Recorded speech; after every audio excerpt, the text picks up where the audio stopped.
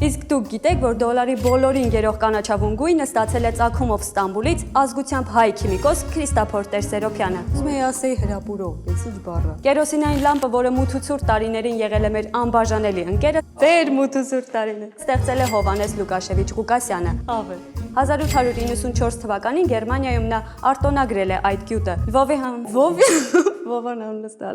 Լվովի համալսարանի լաբորատորիայում գյուտարարը նավթի թորման փորձեր է իրականացրել եւ արդյունքում ստացել կերոսին։ Լաբորատորիա։ Եվ հենց այդ փորձերի ժամանակ էլ նկատել է, որ կերոսինը ավելի երկար է այրվում, քան նավթը։ Յատելաս է։ Այս սարքի բացակայությունից երկրագնդի կանայք կհայտնվեին շատ անհարմար դրության մեջ։ Դի պատմեմ, հասկանում եք։ Դե ինչի համար է շտացել։ Սակայն շնորհիվ Գաբրիել Ղազանչյանի, որը 1911 թվականին ստեղծել է Վարսա հարդարիչ։ Ֆեն, ընդամենը ֆեն։ մազերը չորացնող եւ հարդարող սարքը, կանանց կյանքը բավականին հեշտացել է։ Որից տանջվեմ, տառապեմ։ Սակայն սա Գաբրիել Ղազանչյանի միակ գյուտը չէ։ Նրան է պատկանում նաեւ Ծալովի աթոռակի